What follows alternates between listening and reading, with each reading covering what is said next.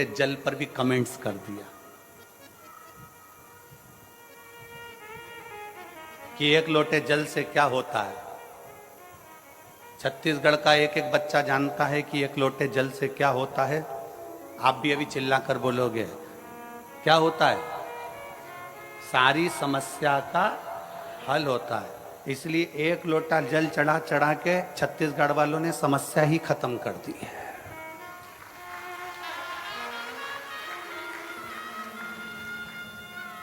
छत्तीसगढ़ वालों ने एक लोटा जल चढ़ा चढ़ा के समस्या खत्म कर दी। इसलिए अब लोगों को लग रहा है जगह जगह जाकर कर रहे हैं जल चढ़ाने से क्या हो। धीरे धीरे धीरे देव एकदम किसी की फाइल अगर मोटी है ना तो उसको निपटाने में थोड़ा समय लगता है, पर मेरा शंकर को थोड़ा समय लग सकता है तुम्हारे दुख को मिटाने में, तुम्हारी तकलीफ को मिटाने में। डीले कम करो। तुम्हारे दुख को मिटाने में, तुम्हारी तकलीफ को मिटाने में थोड़ा समय लग सकता है, थोड़ा समय लगेगा, पर धीरे धीरे धीरे धीरे वो दुख तुम्हारा, वो तकलीफ तुम्हारी, वो कष्ट तुम्हारा मिटे ही जाए। धीरे धीरे वो तकलीफ, वो कष्ट, दुख तुम्हारा समाप्त होते चले जाए। चढ़ाते रहो, शिव के धाम जाते रहो, शंकर के मंदिर जाते रहो, शिव को एक लोटा जल समर्पित करते रहो। क्या मिलेगा, कैसे मिलेगा, कब मिलेगा, ये वो जान सकता है। उसके सिवाय कोई नहीं जानेगा। वो क्या करेगा, कैसे करेगा, ये उसके ऊपर निर्भर करता है।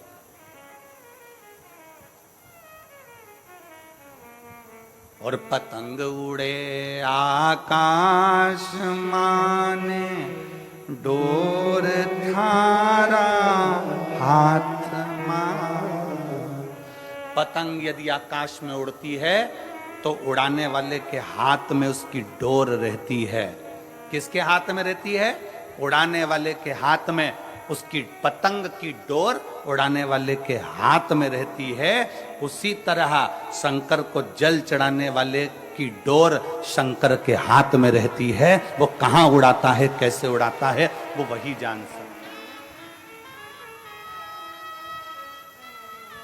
वो कैसे उड़ाएगा, क्या करेगा, कैसे उसको आगे बढ़ाना है, कैसे उसको अग्रण्यता लाना है, ये उसके ऊपर निर्भर करता है।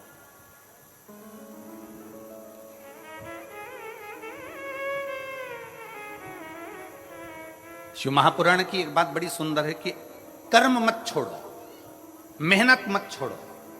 कर्म करते रहो, मेहनत करते रहो, खेती करते रहो, दुकान चलाते रहो, नौकरी करते रहो, व्यापार करते रहो, व्यवसाय करते रहो, कर्म करते रहो।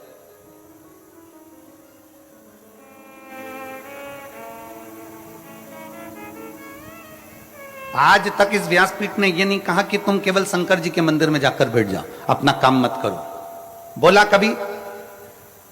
इस व्यासपीठ ने एक बात जरूर कही कि अपनी मेहनत करते रहना, अपना कर्म करते रहना, अपनी लगनता से काम करते रहना। खेत में जाओ, खलियान में जाओ, दुकान पर जाओ, मेहनत करो, सब कुछ करो, पर सबसे पहले अपने घर से निकलकर एक लोटा जल भरकर शंकर जी का जो मंदिर पास में हो उसको ले जाकर चढ़ाओ। उसके बाद अपने काम में लग जाओ।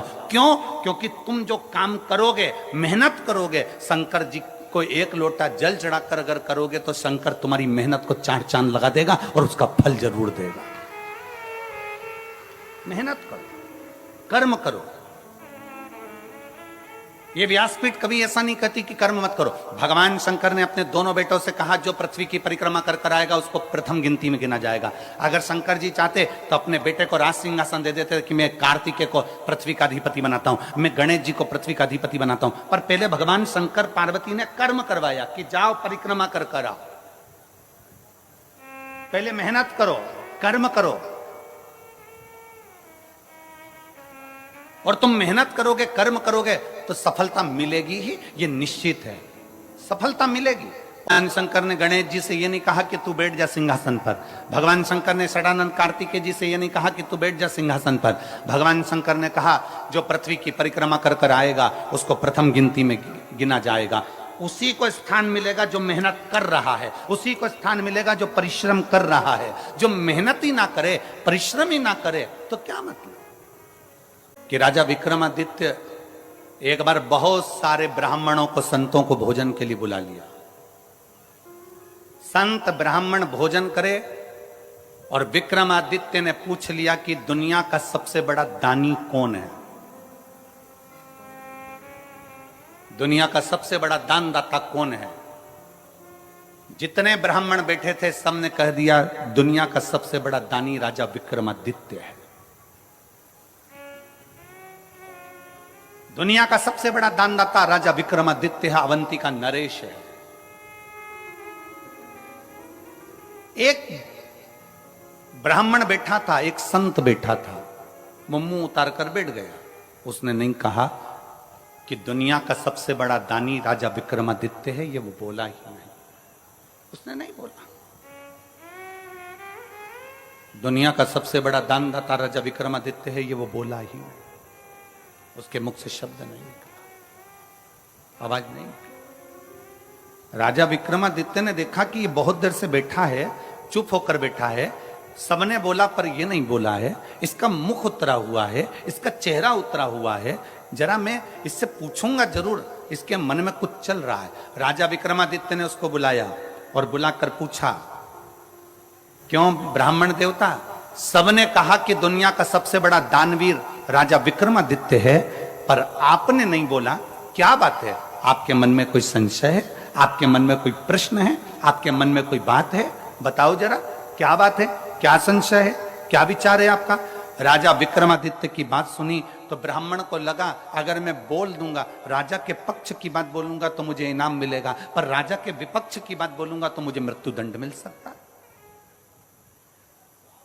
अगर मैं राजा के विपक्ष का बोल दूं और राजा को बोल दूं कि आप सबसे बड़े दानी नहीं हो तो सकता है मुझे मृत्यु दंड मिल जाए, हो सकता है कि मुझे मृत्यु दंड मिले। नहीं नहीं महाराज, ऐसी कोई बात नहीं है। राजा विक्रमादित्य ने कहा, नहीं महाराज, आप ब्राह्मण होकर झूठ नहीं बोल सकते। अगर ब्राह्मण होकर झूठ बोल रहे हो तो यह श्रेष्ठता नहीं है तुम्हारी।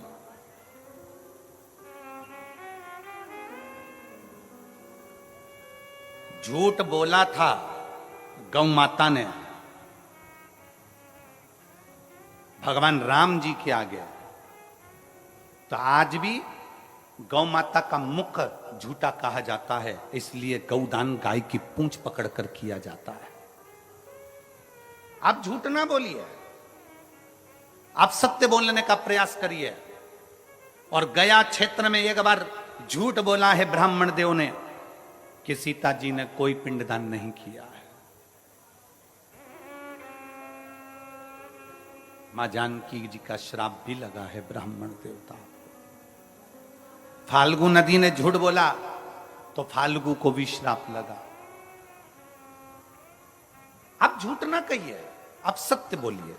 ब्राह्मण तुम्हें अहंकारी बना दे, अभिमत्ता अहम तुम्हें प्रदान कर दे। विक्रमादित्य जी के सामने राजा के सामने ब्राह्मण खड़ा, और ब्राह्मण ने पूछ रहे हैं, राजा विक्रमादित्य पूछ रहे हैं, तुम्हारे मन में कोई बात है, जल्दी बोलो, क्या बात है? इतने में उसने कहा, सरकार मैं बोल तो दूंगा, महाराज मैं बता तो दूंगा, पर आप मुझ पर नाराज तो नहीं होगे? राजा विक्रमादित्य ने कहा, मैं नाराज नहीं होऊंगा, तुम बताओ बात क्या है? राजा विक्रमादित्य के सामने ब्राह्मण ने कह दिया, महाराज तुम कहते हो कि दुनिया के सबसे बड़े दानी कौन?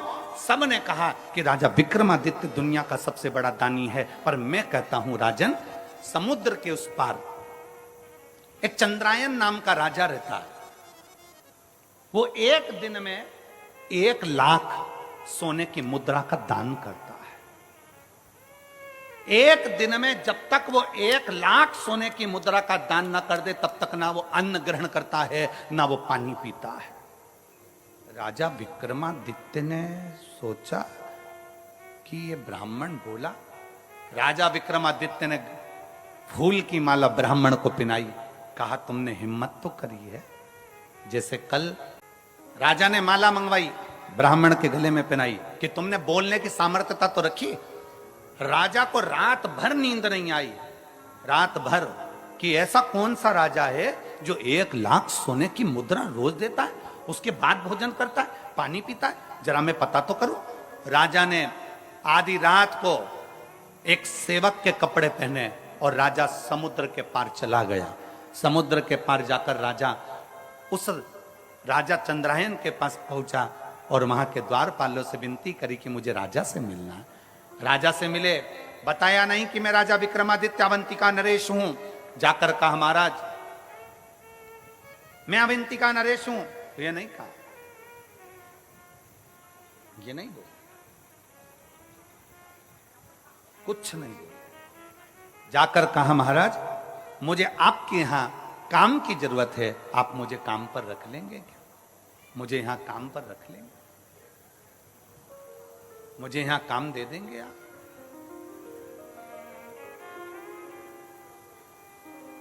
आप मुझे काम प्रदान कर देंगे?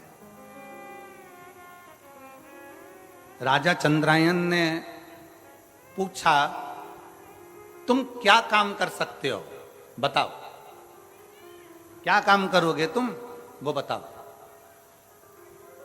विक्रमादित्य ने कहा, राजा विक्रमादित्य एक सेवक के वेश में खड़े होकर कहते हैं महाराज जो कोई नहीं कर सकता वो काम में कर सकता, जो कोई ना कर सके। क्योंकि राजा विक्रमादित्य काम इसलिए कर सकता है, जो कोई नहीं कर सकता वो राजा विक्रमादित्य इसलिए कर सकता है क्योंकि राजा विक्रमादित्य के पास में बेताल था। बेताल को बोल देता तो सब काम हो जाता।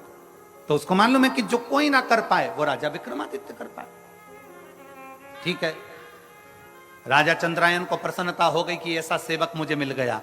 द्वारपाल लगा दिया, उसको दरवाजे पर खड़ा कर दिया। राजा विक्रमादित्य दरवाजे पर खड़े थे। सुबह सुबह ब्रह्म मुहूर्त में राजा चंद्रायन उठते और उठकर नहाने के लिए समुद्र पर जाते। समुद्र में नहाकर एक देवी के मंदिर, पूरा शरीर पक जाता। तब कई योगिनियां आती उस देवी के मंदिर से, कई योगिनियां आकर उसको नोच नोच कर खाती, और खाते ही राजा चंद्रायन के ऊपर देवी मां उसी समय पर बाहर निकलती मंदिर से, हाथ में जल लेकर राजा चंद्रायन पर छींटती और राजा चंद्रायन वापिस जीवित हो जाता और देवी उसको 1 लाख सोने की मुद्रा दे देती और राजा वो सोने की मुद्रा ले जाकर दान दे देता। विक्रमादित्य ने ये देख लिया,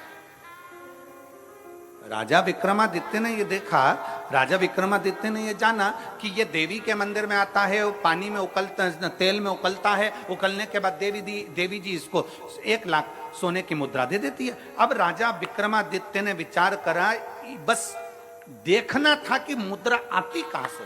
राजा विक्रमादित्य सुबह दूसरे दिन खुद पहुंच गया। राजा उठकर जाता, उससे पहले विक्रमादित्य गया। विक्रमादित्य जाते से ही स्नान करा, देवी को प्रणाम करा, खोलते तेल में खुद बैठ गया। उसका शरीर जला, जलने के बाद देवी प्रकट हुई। देवी ने प्रकट होकर जल छीटा, विक्रमादित्य जीवित हो गया। जीवित हुआ, देवी ने 1 लाख सोने की मुद्रा राजा विक्रमादित्य को देना चाहिए। राजा विक्रमादित्य ने कहा मां मुझे ये सोने की मुद्रा नहीं चाहिए। राजा फिर गया, नहाया, नहा के फिर खोलते तेल में कूद गया, वापिस कूदा, देवी ने फिर जीवित कर दिया। देवी जी ने फिर सोने की मुद्रा दी 1 लाख। राजा ने कहा मुझे सोने की मुद्रा नहीं चाहिए। फिर गया, फिर नहाया, फिर कूद गया खोलते हुए तेल में। 7 बार राजा विक्रमादित्य खोलते हुए तेल में बार बार गिर रहा था। 7 बार राजा विक्रमादित्य खोलते हुए तेल में जा रहा था। आखिरी में जब खोलते तेल में जाने लगा 8वीं बार, तब देवी ने उसका हाथ पकड़ लिया। अरे विक्रमादित्य तुझे चाहिए क्या, वो तो बोल। राजा विक्रमादित्य ने कहा मां तू मुझ पर दया करती है ना, तो जिस थैली में से तू 1 लाख मुद्रा रोज देती है वो थैली मुझे दे दे मां, वो थैली मुझे दे। जिस 1 लाख मुद्रा तू जिस थैली में से रोज देती है वो थैली मुझे दे दे। राजा विक्रमादित्य के हाथ में जगत जननी दुर्गा भवानी ने थैली दे दी। उसी समय मंदिर गायब हो गया, उसी समय मंदिर समुद्र में डूब गया, उसी समय पर सारी वो कड़ाव तेल का चले गया। इतनी देर में राजा विक्रमादित्य तो चले गए, इतने में चंद्रायन राजा आए। चंद्रायन राजा ने देखा क्या तो देवी का मंदिर ही नहीं है, समुद्र में चले गया, ना तो कोई खोलता हुआ तेल है ना कुछ है। राजा चंद्रायन घर पहुंचे और उनकी आंख में जल पड़ा था। पलंग पर सो गए, बीमार पड़ गए, चिंता में पड़ गए, मेरा नियम टूट जाएगा। मैं 1 लाख सोने की मुद्रा दान करता था, मेरा पूरा की पूरा नियम आज समाप्त हो जाएगा। 1 लाख सोने की मुद्रा दान करता था, आज मेरा पूरा नियम समाप्त हो जाएगा। पूरा क्या करूं मैं, क्या करूं। क्या करा जाए, कैसे करा जाए। बीमार पड़ा राजा, राजा बीमार, पूरे नगर में सूचना हो गई, पूरे नगर में, और पूरे नगर में जब सूचना हुई, पूरे नगर में जब सूचना हुई, सारे नगर में सूचना पहुंच गई, और पूरे नगर में जब सूचना पहुंची, सूचना होने पर मालूम पड़ा कि राजा बीमार पड़ गया। विक्रमादित्य राजा के पास में पहुंचे और राजा विक्रमादित्य ने कहा, महाराज आप बीमार क्यों पड़े हो? राजा चंद्रायन ने अपनी पूरी बात बता दी। विक्रमादित्य ने कहा, महाराज बीमार मत होइए, ये सोने की थैली लीजिए, रोज 1 लाख मुद्रा इसमें से निकाल लीजिए, दान कर दीजिए। राजा चंद्रायन ने पूछा विक्रमादित्य से, तुम्हारे पास ये थैली कैसे आ गई? महाराज जब आप मुझे सुबह अपने साथ लेकर गए, मैं दरवाजे पर खड़ा था, मैंने देखा आप खोलते हुए तेल में उकल रहे थे, चीख रहे थे, आपका दर्द मुझसे सहन नहीं हुआ, इसलिए देवी माँ की आराधना कर कर वो थैली में आपके लिए लेकर आ गया। ये लो थैली आपके पास में रखिए। वो थैली में आपके लिए लेकर आ गया, ये थैली आपके पास रखिए। ब्राह्मण को सूचना मिली कि राजा चंद्रायन को सोना उगलने वाली थैली विक्रमादित्य दिया है। तब राजा के दरबार में आकर ब्राह्मण चिल्लाकर बोला कि राजा विक्रमादित्य जैसा दानी दुनिया में कोई नहीं हो सकता। अगर वो थैली धमतरी वालों तुम्हें मिल जाती तो संसार के किसी व्यक्ति को वो सोना उगलने वाली, सोना देने वाली, 1 लाख स्वर्ण मुद्रा देने वाली थैली संसार के किसी व्यक्ति को मिल जाती तो कोई उस चंद्रायन राजा को नहीं देता, स्वयं दान करता, स्वयं करता। पर विक्रमादित्य वो दानी थे जो दूसरे का दुख देखा नहीं जाता था। उनको उकलते हुए तेल में देखा, उनको तड़पते हुए देखा, तो राजा विक्रमादित्य ने सोचा ये रोज तेल में उकलेगा, इसलिए मुझे ये देखा नहीं जाएगा, तो सोने की थैली दे दी। अब मत उकलना, ये सोने की मुद्रा तुम दान करते रहो, ये सोने की मुद्रा तुम देते रहो, ये सोने की मुद्रा तुम प्रदान करते रहो। दानी वो नहीं है जो बहुत सारा धन दे दे, दानी वो नहीं है जो किसी को वस्त्र दे दे, दानी वो नहीं है जिस किसी को पूंजी दे दे, दानी वो नहीं है जो किसी को स्वर्ण दे दे, दानी वो नहीं है जो बहुत सारा धन दौलत संपदा दे दे, दानी वो है जो दूसरे का चेहरा देखकर पहचान जाए कि इसके दिल में दर्द क्या है, इसको तकलीफ क्या है, इसको कष्ट क्या है, इसके अंदर इतना दर्द क्यों छुपा हुआ है, ये रोता क्यों है, क्यों इसकी आंख में आंसू है। दुनिया का सबसे बड़ा दान, अगर संसार का कोई दान सबसे बड़ा है तो वो प्रेम का दान है। आप किसी के दुख में शामिल हो जाएं, आप किसी के तकलीफ में शामिल हो जाएं, आप किसी के कष्ट को थोड़ा कम कर दीजिए, किसी के यहाँ जाकर उसके दुख को कम कर दीजिए, किसी के कष्ट को कम कर दीजिए, तो दुनिया के दानी कहलाओगे। इसलिए शंकर भगवान को ओघड़ दानी कहा जाता है, शिव जी को ओघड़ दानी इसलिए कहते हैं क्योंकि मेरा भोलेनाथ 1 लोटा जल चढ़ाने वाले का दुख नहीं देख सकता, उसका दुख तुरंत काट देता है, इसलिए उसको ओघड़ दानी कहते हैं। मेरे शंकर भगवान को ओघड़दानी इसलिए कहा जाता है क्योंकि वे दूसरे का दुख नहीं देख सकते, दूसरे की तकलीफ नहीं देख सकते, दूसरे का दर्द नहीं देख सकते। जो शंकर जी के मंदिर में गया, गरीब है, अमीर है, जैसा है, शिव को 1 लोटा जल चढ़ाता है तो उसके दुख को वो काट देता है, उसके दर्द को वो मिटा देता है।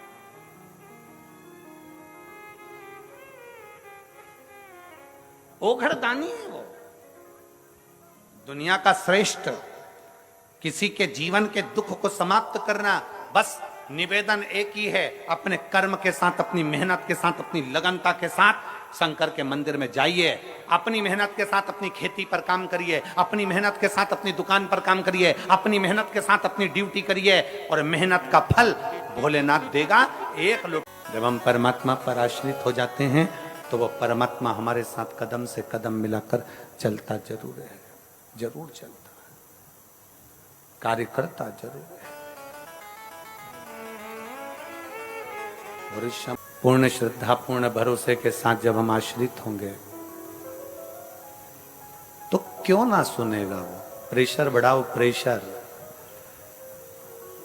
पूर्ण श्रद्धा, पूर्ण विश्वास के साथ क्यों ना सुनेगा?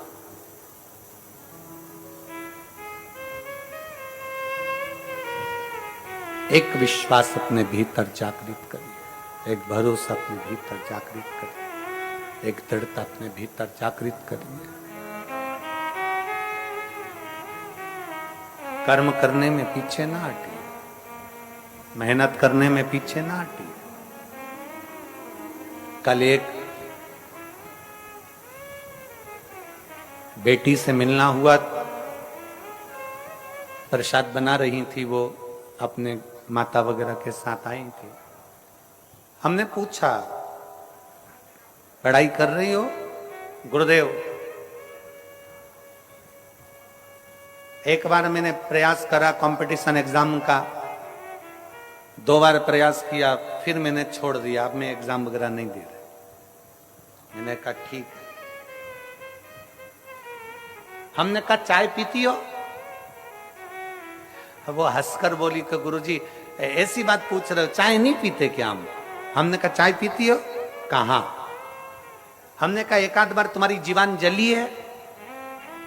कहा गुरुजी एक आध बार, कम से कम कई बार हमारी जीवान जल गई चाय से। तो हमने कहा चाय पीना छोड़ दी? तो क्या कोई चाय पीना छोड़ते हैं क्या?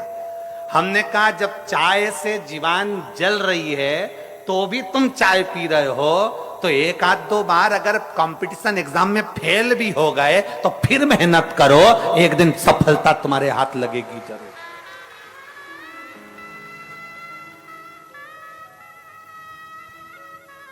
कितने लोग हैं यहां जिनकी चाय पीने से जीवान जली होगी? बोलो जली कि नहीं जली? 1-2 बार तो जली होगी जो चाय पीते होंगे। हम तो पीते भी नहीं, तो हम बोले भी काहे को? चाय पीने से जीवान जल रही है पर हम चाय नहीं छोड़ते, फिर धीरे धीरे पीते हैं, फूंक मार कर पीते हैं, ठंडा कर कर पीते हैं, और आखिरी में चाय पीना हमने छोड़ा नहीं। एक बार कंपटीशन एग्जाम में बैठे, फेल हो गए, एक बार एग्जाम दिया, फेल हो गए, एक बार तकलीफ आई, फेल हो गए, कोई बात नहीं, हिम्मत मत हारना। चाय पीना नहीं छोड़ रहे तो हम मेहनत करना कैसे छोड़ दें?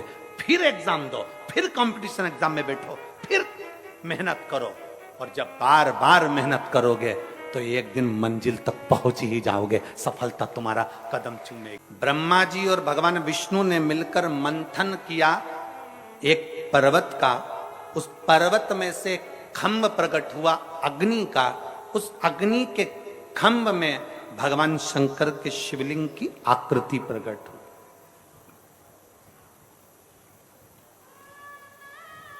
ब्रह्मा जी, जिस केतकी के पुष्प को सबसे ज्यादा अहंकार था, जितनी चीजों को अहंकार होता है शंकर उसको स्वीकार नहीं करते, शंकर भगवान उसको स्वीकार नहीं करते। कामदेव को अहंकार था, कामदेव को अहंकार था कि मैं सबकी समाधि को तोड़ सकता हूं, कामदेव का अहंकार था कि मैं बड़ा सुंदर हूं। रति के पति कामदेव अपने आप को कहते हैं कि मेरी सुंदरता बड़ी प्रबल है, शंकर नेत्र खोलकर उस कामदेव को जलाकर भस्म कर देते हैं। चंद्र को अहंकार था सुंदरता का, काया का रोग हो जाता है और चंद्र उसको मस्तक पर स्वीकार कर लेते हैं। गंगा को अहंकार था कि मुझ में वो वेग है कि पृथ्वी पर कोई मुझे झेल नहीं सकता। शंकर भगवान से भागीरथ जी ने कहा कि गंगा पृथ्वी पर आए। गंगा पृथ्वी किसके लिए आई? गंगा गंगा या मृत्यु लोक में आई किसके लिए? कि पुत्र सगर के तारे, राजा सगर,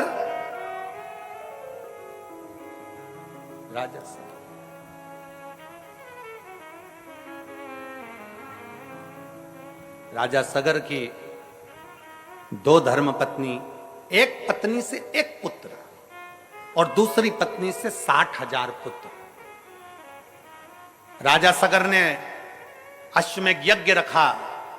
अश्वमेध यज्ञ जब पूर्ण होता है तो पूरा ब्रह्मांड उसी का हो जाता है। इंद्र को लगा ये राजा सगर इंद्र के सिंहासन पर भी आक्रमण कर लेगा, तो इसका यज्ञ खंडित करना है, यज्ञ खंडित हो।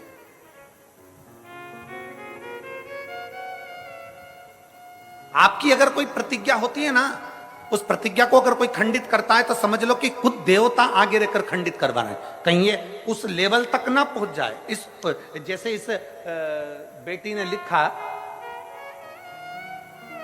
इस बेटी ने लिखा कि गुरुदेव मैंने एक बार पशुपतिनाथ का व्रत किया, एक बार सफेद आंकड़े की जड़ को बांधा, एक बार मैंने सफेद आंकड़े की जड़ का प्रयोग करा, मेरा नहीं हुआ, गर्भ नहीं ठहरा। 10 साल तक जब गर्भ नहीं ठहरा, मैंने दूसरी बार फिर पशुपति व्रत करा। अर्थात आप जब कोई चीज पाना चाहते हो, आप कुछ अच्छा करना चाहते हो, तो भगवान भी आपकी बहुत परीक्षा लेता है। एक बार पशुपति व्रत करा नहीं हुआ, 2 बार पशुपति व्रत करा नहीं हुआ, एक बार सफेद आंकड़े की जड़ बांधी, उतने में हताश हो गए कि हमने तो एक बार बांध के देख ली, हमने 2 बार बांध के देख ली, हमारा तो गर्भ ही नहीं ठहरा, हमने तो सियोर वाले महाराज की कथा 3-4 बार सुन के देख ली, हमारा तो गर्भ ही नहीं ठहरा, हमारा तो ये काम नहीं हुआ, हमारा तो वो काम नहीं हुआ। कभी कभी विचार करो, हिम्मत नहीं हारना है, प्रयास करते रहना है। एक बार अगर सफेद आंकड़े की जड़ बांधी है, दूसरी बार फिर बांधो, तीसरी बार फिर बांधो, थोड़ी थोड़ी महीने 2 महीने में प्रयास करते रहो, देगा वो। उसके दरवाजे से कोई खाली नहीं जाता। यहां इतने बैठे हो ना, 3 महीने के अंदर मेरा बाबा देवाधिदेव महादेव तुम्हारी झोली में क्या डालेगा, ये वही जान सकता है। क्या प्रदान करेगा, ये उसके ऊपर निर्भर करता है। तरोना जिला कांकेर, छत्तीसगढ़ की रहने वाली हूं गुरुदेव। मैं पशुपतिनाथ के व्रत का क्या वर्णन करूं गुरुदेव। शादी के बाद कई साल निकल गए, पर हमारे घर में बच्चा नहीं हुआ गुरुदेव। हमारे को कई लोग कुछ ना कुछ कहते रहते थे।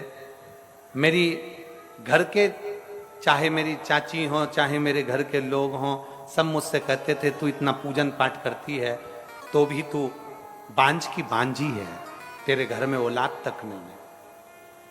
क्या फायदा ऐसी पूजन करने से। गुरुदेव, हम लोग जिस क्षेत्र में रहते हैं ना गुरुदेव, दुनिया के लोग कहते हैं कि पूजन से क्या फायदा होता है, लोग ऐसा बता बता कर दूसरे धर्म की ओर ले जाते हैं। गुरुदेव, हमारे रिश्तेदार हमसे कहते थे तू इतनी पूजन करती है कौन सा फायदा, कथा सुनती है कौन सा फायदा, तेरी यहां औलाद नहीं हो सकती। कई साल निकल गए थे गुरुदेव, तब सारे रिश्तेदार ताना देते थे पूजन करना छोड़ दे, भगवान को भजना छोड़ दे।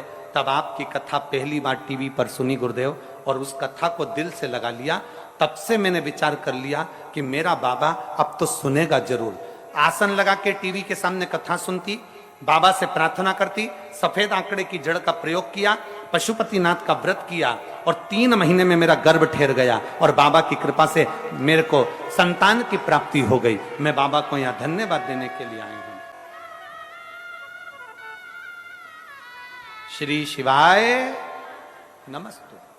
मैं शिव को प्रणाम करने के लिए, बाबा को नमन करने के लिए, एक विश्वास। ये दुनिया के लोग कहेंगे शंकर को जल चढ़ाने से कुछ नहीं होने वाला, ये दुनिया के लोग कहेंगे शंकर को जल चढ़ाने से कुछ नहीं होगा, पर मेरा निवेदन है, ये जितने पत्र यहां रखे हैं ना, इन पत्रों को जरा एक आध बार दिल से पढ़ना। एक लोटा जल क्या कर सकता है, एक लोटे जल में कितना बल होता है, एक लोटे जल में कितना तत्व होता है। कभी आप सब लोग मोबाइल चलाते हो, यूट्यूब पर सर्च करिएगा, गूगल पर सर्च करिएगा, फेसबुक पे सर्च करिएगा कि गिलास के जल में और लोटे के जल में क्या अंतर होता है। गिलास का जल पीने से पेट में कितनी बीमारी आती है, और लोटे का जल पीने से पेट की कितनी बीमारी जाती है, जरा नेट पर सर्च करिएगा। मत मानो आप शिव पुराण की, मत मानो आप वेद और पुराण की, आज के विज्ञान से जुड़ो और आज के साइंस से जुड़ो। साइंस और विज्ञान की बात निकालिए कि लोटे के जल में ऐसा क्या हो जाता है कि लोटे का जल पीने वाले की सारे पेट की बीमारियां समाप्त हो जाती है। लोटे का जल में ऐसा क्या हो जाता है कि लोटे का जल पीने वाले की सारी तकलीफें समाप्त हो जाती है। आप मत मानो शिव पुराण की बात, आप मत मानो वेद और पुराण की बात, आप तो विज्ञान की बात मानो, आप साइंस की बात मानो, और विज्ञान और साइंस को उठाओ और देखो कि गिलास के जल में और लोटे के जल में कितना पावर है। गिलास के जल में 0 बराबर का पावर होता है, और लोटे के जल का जब हम शंकर को चढ़ाकर उसका आचमन करते हैं, जब लोटे का जल पीते हैं तो शरीर के जितने रोग हैं वो धीरे धीरे अपने आप समाप्त होना चालू हो जाते हैं, अपने आप।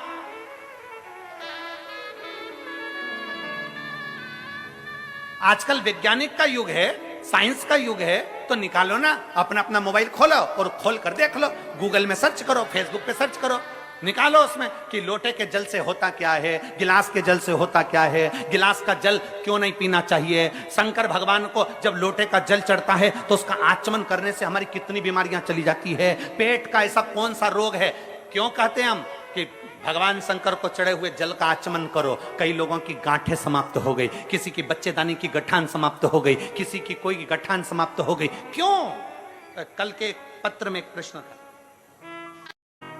मैं पवन सिंह पुत्र स्वर्गीय श्री जीवन सिंह निवासी भोजगढ़ गुणा झुंझुनू मैं राजस्थान की निवासी हूं और राजस्थान से यहां कथा सुनने आई हूं। कहीं बैठी हो तो हाथ हिलाइए। झुंझुनू राजस्थान से आई हैं। पवन सिंह पुत्र स्वर्गीय श्री जीवन सिंह निवासी भोजगढ़ गुंडा झुंझुनू राजस्थान। कहीं बैठी हो तो हाथ हिला सकती हैं। जिनका मोबाइल नंबर ये है। पत्र को आप लोग एलईडी पर पढ़ सकते हैं, आस्था चैनल पर पढ़ सकते हैं। अगर कहीं बैठी हो तो हाथ हिला सकती हैं। मैं झुंझुनू राजस्थान की निवासी हूं। गुरुदेव, भगवान शिव पर चढ़ाए गए जल की महिमा का मैं क्या गुणगान करूं। आप लोग आस्था चैनल पर और एलईडी पर पत्र को पढ़िएगा। गुरुदेव, भगवान शिव पर चढ़ाए गए जल की महत्ता का मैं गुणगान करूं। आपके बताए हुए अनुसार हमारी माता जी के मुंह में सफेद छाले हो गए थे। हमने उसको कई जगह दिखाया, आराम नहीं आया, क्योंकि वो छाले साधारण नहीं थे। वो छाले कोई साधारण नहीं थे, आराम नहीं आया। फिर उनको हम जयपुर में प्राइवेट अस्पताल में दिखाने ले गए, जांच कराई तो उनको दलक शुगर बताया और भी बीमारियों को दर्शाया गया। पर हमको थोड़ा सा दुख हुआ। डॉक्टर ने सलाह दी कि आप दवाइयां लें। हमने दवाइयां ली पर वो छाले समाप्त नहीं हुए, दिक्कत बढ़ती चली गई। खाने पीने में अब पूर्ण तरह से उनका खाना पीना बंद हो गया। तब किसी ने कहा, पड़ोसन कहती है, शिव मंदिर में जाओ, एक लोटा जल चढ़ाओ, उस लोटे का जल लाकर शंकर का चढ़ाया हुआ जल मां को देना प्रारंभ करो। हमने लोटे का जल चढ़ाकर मां को देना प्रारंभ करा। अब हमारी माता को आराम लग गया और उन्होंने भोजन करना प्रारंभ कर दिया। अब वो ठीक है। मैं बाबा को यहां धन्यवाद देने के लिए आया। ये शिव तत्व है, ये औघड़ी है, ये शंभु है। ये कल के पत्र में था, नहीं है, कल के पत्र में था। अगर कहीं बैठी हो तो बेलपत्र के लिए आ सकती है। एक शिव तत्व अपने भीतर होना चाहिए।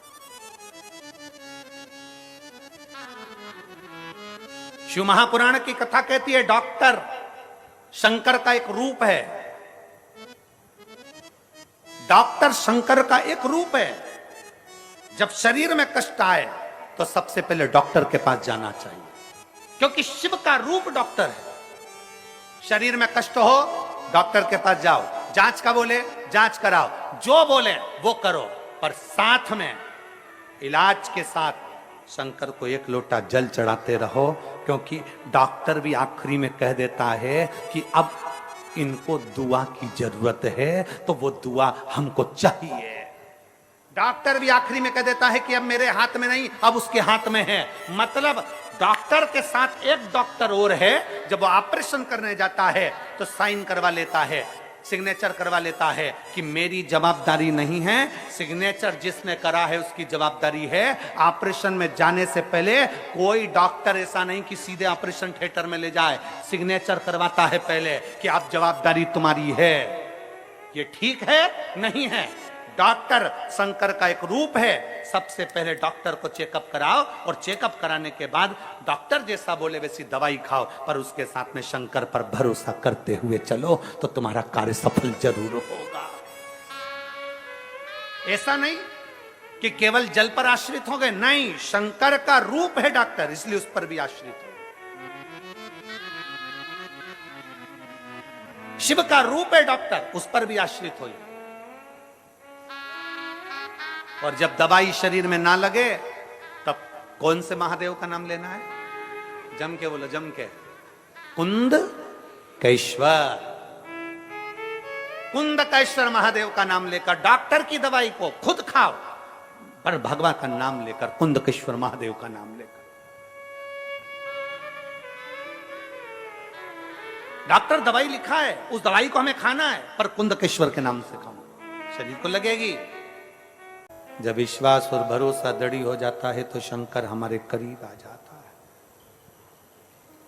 हम विश्वास और भरोसे को दृढ़ नहीं बना पाते। पितृपक्ष की, श्राद्ध के समय की ये शिव महापुराण की कथा है। जिस पितृपक्ष में पितृदेव और महादेव दोनों एक साथ कृपा बरसाते हैं और जीव का कल्याण कर जाते हैं, दोनों एक साथ। आपका एक अन्न का दाना, आपका दिया गया एक अंश दान कितने लोगों का पेट भर रहा है, कितने लोगों को सुख प्रदान कर रहा है। आपके पानी की एक बोतल कितने लोगों को सुख प्रदान कर रही है। जरूरी नहीं कि बहुत बड़ा भंडारा करोगे तो दानी कहलाओगे। शिव महापुराण की तो कथा कहती है, अगर एक छोटा सा पानी का आचमन भी किसी को करा दोगे तो भी दानी कहलाओगे। किसी भूखे को एक दाना भी खिला दोगे तो भी दानी कहलाओगे। छोटा सा दान, छोटा सा पुण्य, छोटा सा सत्कर्म, बड़ी खुशी है, बड़ा प्रसन्नता है हमको। यहाँ पर इस वनवासी क्षेत्र के अंदर कुबेरेश्वर बाबा का जो भंडारा हम लोग बाबा की कृपा से चल रहा है, समिति अपना चला रही और कुबेर भंडारी अपना चला रहा है, विठले सेवा समिति अपना बड़े भाव से चला रही है। उसको देखकर बड़ी प्रसन्नता होती है, लोग भाव से उस प्रसाद को पा रहे। आपको भी खुशी होना चाहिए, जितने लोग टीवी पर सुन रहे हैं, जितने फेसबुक यूट्यूब पर सुन रहे हैं, जितने यहां सुन रहे हैं, कम से कम देखकर तो प्रसन्नता होगी कि हमारा दान, हमारा सत्कर्म, हमारा 1 रुपया भी अच्छी जगह पर लगा है। इसकी प्रसन्नता होना चाहिए। अपने भजन की प्रसन्नता रखो कि हम कहां बैठकर भजन कर रहे हैं, हम कहां बैठकर सत्कर्म कर रहे हैं, उसकी प्रसन्नता अपने भीतर होना चाहिए। कपिल मुनि का श्राप लग गया, नेत्र खुले कपिल मुनि के और सारे 60,000 सगर के पुत्र जलकर भस्म हो गए, राख के ढेर बन गए। राजा सगर ने अपने पौत्र को भेजा अंशुमान को, पर कोई फल नहीं। तब साधना करी, राजा दिलीप आए, फिर भागीरथ बाबा आए, जिन्होंने गंगा जी की तप साधना करी।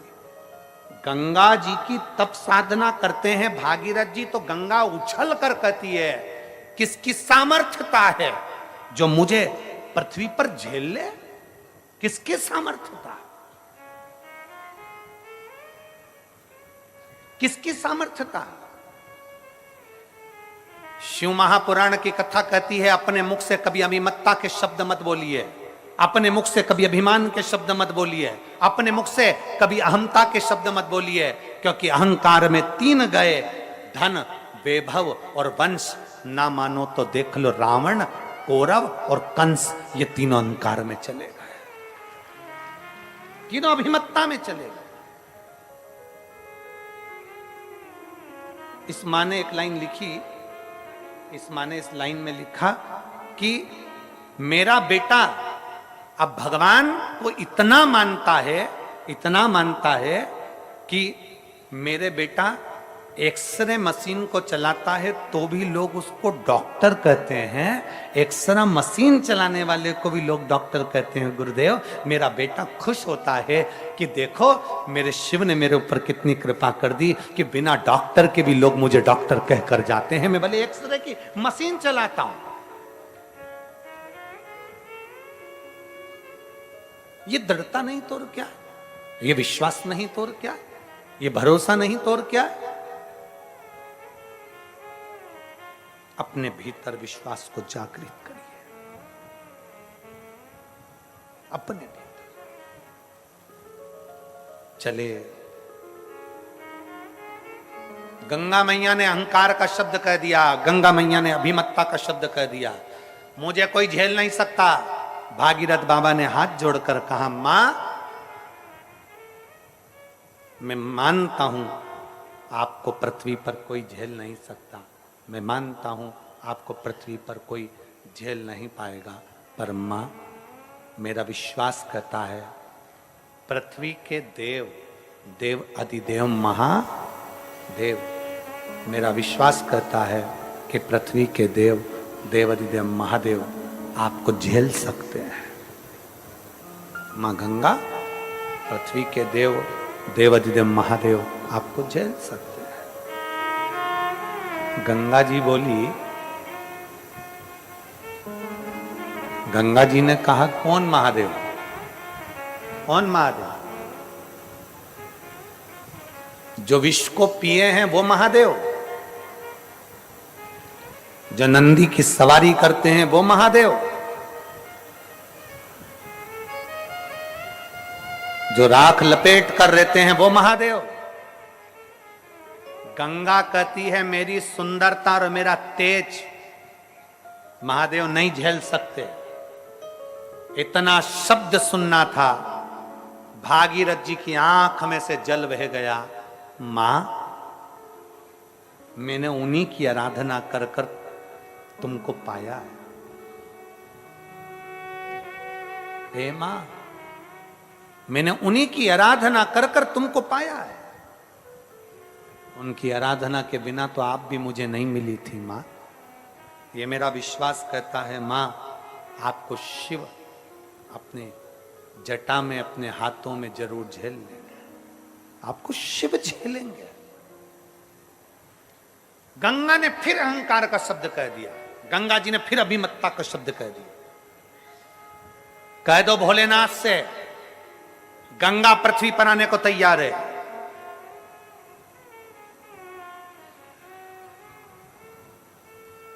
गंगा पृथ्वी पर आने को तैयार है, कह दो भोलेनाथ से, अगर वो झेल सके तो झेल ले।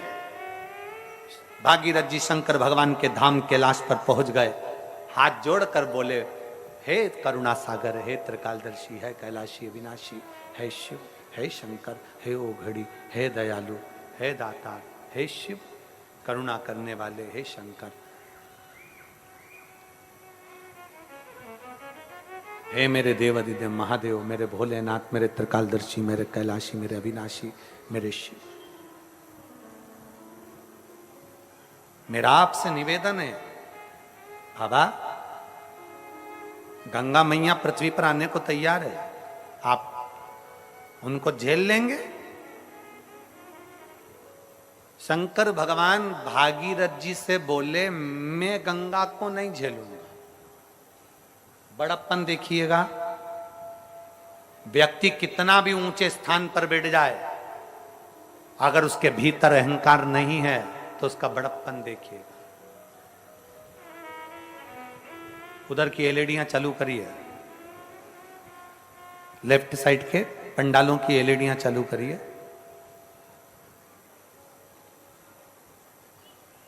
बड़प्पन देखिए मेरे भोलेनाथ का। मेरे शंकर भगवान ने कहा, मेरे ओघड़दानी ने कहा, मेरे शंभू बोले, मेरे शिव बोले, गंगा को मैं नहीं झेल सकता, गंगा को मैं नहीं झेलूंगा। तो भागीरथ जी बोले, फिर गंगा सही कह रही है कि मेरा वेग कोई नहीं झेल सकता। आप नहीं झेलेंगे तो कौन झेलेगा? शंकर भगवान कहते हैं, गंगा को जाकर कह दो कि उसको हाथ में झेलने की जरूरत ही नहीं पड़ेगी, उसको तो मेरे बाल ही काफी हैं झेलने के लिए। केवल मेरा केश, केवल मेरे बाल गंगा को झेलने के लिए काफी हैं।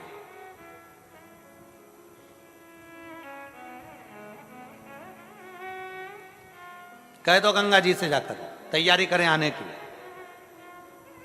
आप उनका आदर नहीं करेंगे, सम्मान नहीं करेंगे। शंकर जी कहते हैं, गंगा का सम्मान मेरे केश में आएगी तो खुद हो जाएगा। दुनिया के लोग कहते हैं कि शंकर का चढ़ा हुआ जल नहीं पीना चाहिए, उनको कहना चाहिए कि शंकर भगवान के सिर पे गंगा है तो मरते समय गंगा जल भी मत पीना।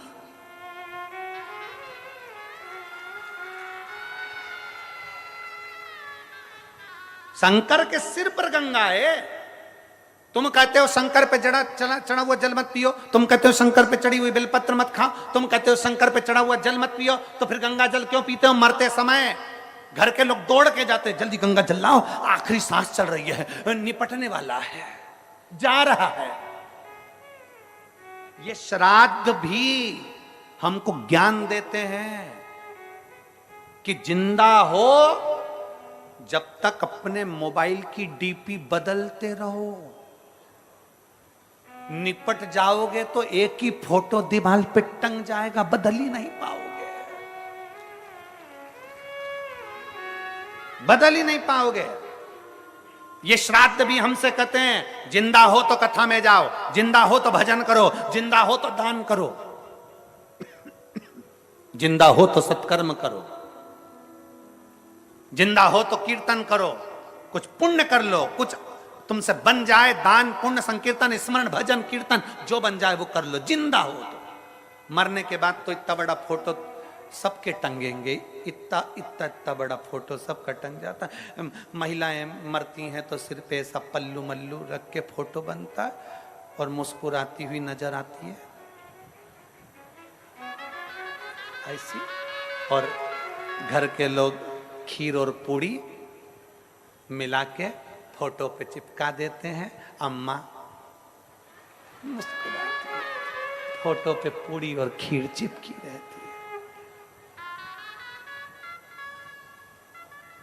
साल भर खीर पूड़ी चिपकी रहेगी, अगले साल फिर चिपक जाएगी, अगले साल। जिंदा हो, खूब अच्छे से बोलो, जिंदा हो, बहुत एंजॉय की जिंदगी जियो। हम तो यहां तक कहते हैं तुम्हें दान नहीं करना मत करो, किसी को 1 रुपया नहीं देना मत दो, कम से कम जितना कमा रहे हो उसका कम से कम 20% अपने ऊपर तो खर्च करो, अपने ऊपर खर्च करो, मत दो किसी को, नहीं देना है बिल्कुल मत दो, 1 रुपया मत दो, पर अपने ऊपर खर्च करो, नहीं तो एक दिन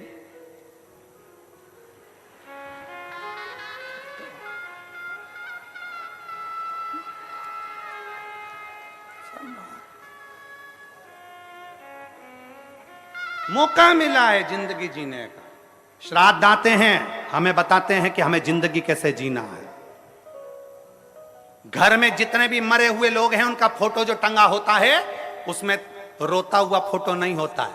तुम्हारे यहाँ है क्या रोता हुआ फोटो? मुस्कुराता हुआ फोटो होता है, हंसता हुआ फोटो होता है। वो क्यों हंसते हैं? क्योंकि उनको मालूम है वो घर के लोगों पे इसलिए हंसते हैं, बेटा हम भी जोड़ जोड़ के मर गए, यहाँ टंग गए, तुम भी चले जाओगे हमारे बाजू में टंग जाओगे, इसलिए अच्छी जिंदगी जी लो। और शिव महापुराण की कथा हो रही है कांटाकुटी में, सुन लो।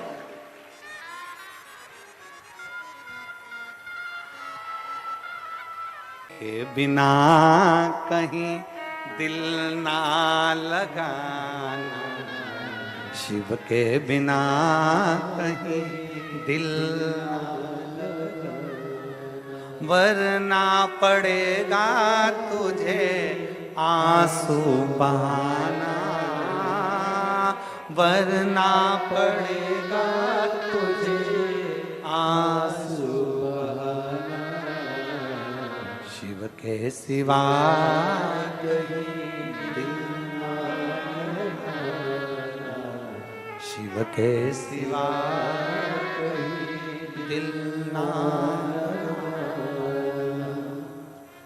जो शिव का गुण गान किया है, जो शिव का गुण गान किया है, सच्चा जीवन वो ही जिया है, सच्चा जीवन वो ही जिया है। सुमिरन के बल से तुझे सुमिरन मुक्ति है पाना, शिव के सिवा कहीं दिल ना लगाना, शिव के सिवा कहीं दिल ना लगाना, वरना पड़ेगा तुझे आंसू बहाना, वरना पड़ेगा तुझे आंसू बहाना, शिव के सिवा कहीं दिल ना लगाना, शंकर के सिवा कहीं चित्त ना लगे तुम। गंगा को तो मेरे केस संभाल लेंगे। गंगा के पास खबर पहुंची, भागीरथ जी ने कहा कि आप आइए पृथ्वी पर। संभालेगा कौन? भागीरथ जी ने कह दिया शंकर भगवान के केस। गंगा हंसकर बोली मुझे और केस, मुझे और केस हो ही नहीं सकता, हो ही नहीं सकता। तो चलो मां। गंगा पृथ्वी पर आने के लिए जो आई, इतने वेग से आई, इतने वेग से शंकर खड़े हो गए और गंगा मैया यहां जाए वहां जाए। शंकर की जटा ऐसी विशाल थी, उन्होंने घुमाना चालू करा, गंगा को अंदर ही भर लिया। अब गंगा अंदर छटपटाने लगी, बाहर कैसे निकलूंगी, कैसे बाहर निकलूंगी।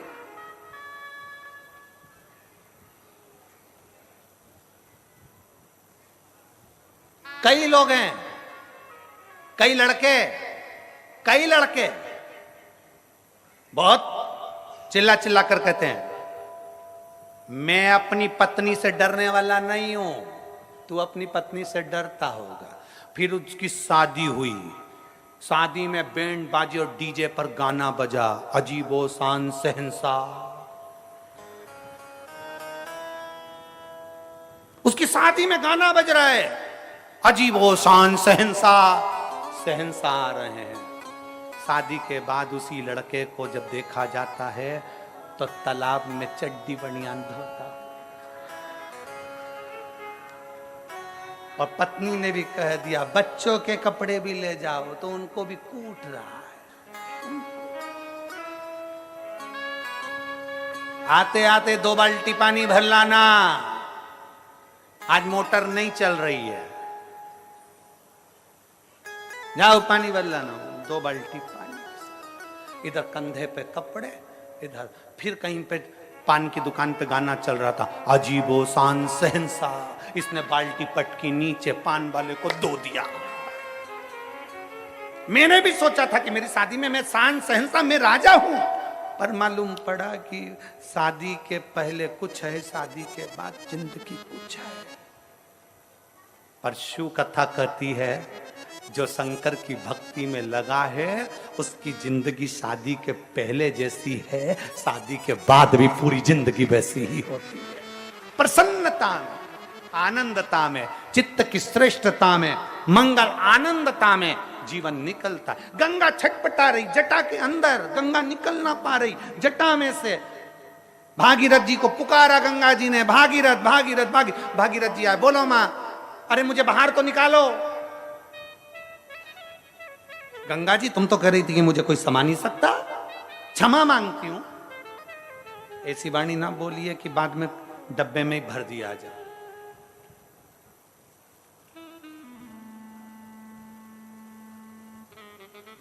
₹20 लाख की गाड़ी में घूमने वाले भी आखिरी में 20 रुपए के लोटे में भर के गंगा जी पहुंच जाते हैं।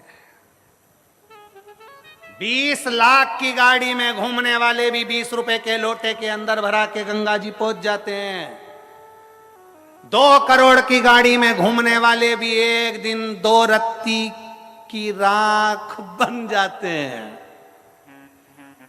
कितने भी भगवान तुम्हें सुंदर बनाया हो, पर कभी अपनी सुंदरता का गुणगान ना करिए। किसी को धन वैभव मिल गया हो तो उसका गुणगान ना करिए। बाबा को धन्यवाद देते रहो कि तूने मुझ पर बड़ी कृपा करी है, जो ये शरीर, ये वैभव, ये धन, ये सब तूने मुझे प्रदान किया, ये तेरी कृपा से मिला। गंगा जी क्षमा मांगी, भगवान शंकर ने थोड़ा सा खोल दिया। गंगा जी नीचे आई कपिल मुनि के आश्रम में। पूछा गंगा जी ने भागीरथ जी से, मुझे क्यों बुलवाया? मेरे पितरों के मुक्ति के लिए, मेरे पितरों की मोक्ष के लिए। आज भी शिव महापुराण की कथा कहती है, अगर दुनिया के लोग तुमसे कह दे कि पितृ दोष है, तुम्हारी बेटी की शादी नहीं हो रही, तुम्हारे बेटे की शादी नहीं हो रही, तुम्हारे यहां ये तकलीफ आ रही, वंश नहीं बढ़ रहा, बच्चे नहीं हो रहे, घर में तकलीफ हो रही है, कोई कहे पितृदोष पितृदोष पितृदोष, सीधा एक काम करिए, सीधा एक काम, छठ के दिन, अभी अभी शायद आज चतुर्थी या तीज होना चाहिए, चतुर्थी हो, छठ के दिन, छठ तिथि श्राद्ध के महीने में, श्राद्ध में 16 दिन के अंदर जो छठ आए, षष्ठी आए, उस छठ के दिन, छठ के दिन शायद सोमवार क्या आना चाहिए, सोमवार ही छठ होना चाहिए। छठ के दिन गंगा जल एक कटोरी में रख लो, गंगा जल नहीं हो तो कटोरी के अंदर जल और उसमें एक बेलपत्र डाल के रख लो। उस गंगा जल को अपना जो पानी का मटका होता है, हंडा होता है, घर में पानी पीने की जगह होती है, उस कटोरी को वहां रख। Infinix 045G. Segments first, 4K 60 FPS front and rear video recording.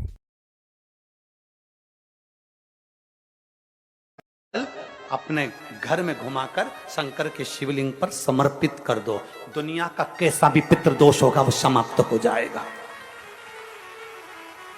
कामना कर कर छठ के दिन जिस लड़का लड़की का विवाह ना हो, सोमवार की छठ पड़ेगी, जिस बच्चे का विवाह ना हो, अगर अशोक सुंदरी की जगह पर, काय का आवाज आ रहा है बार बार, कोई तार फाल्ट हो रहा है, देखिए अब बार बार आवाज आ रहा है। छठ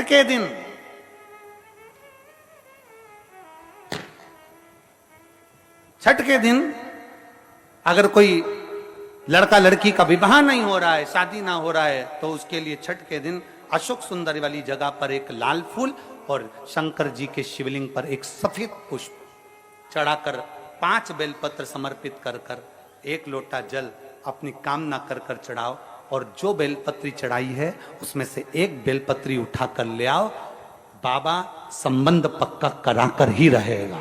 अगला श्राद्ध जब आएगा, आप अपनी धर्म पत्नी के साथ मिलकर शिव की आराधना कर रहे हैं, आप अपने पति के साथ मिलकर शिव आराधना कर रहे हैं। श्राद्ध